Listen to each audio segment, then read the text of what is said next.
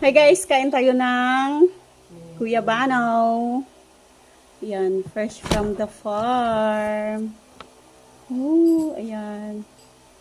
Galing farm. Oh. Coachella. Tapos mga okra. Ayan, gusto nyo to guys. Sinong paborito nito? Tapos ito pa, ano to? Saluyot. Ayan. Mga tanim-tanim ni mother. Try natin kung matamis.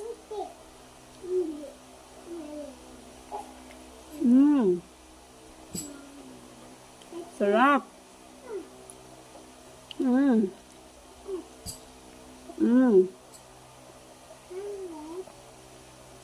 Tamis.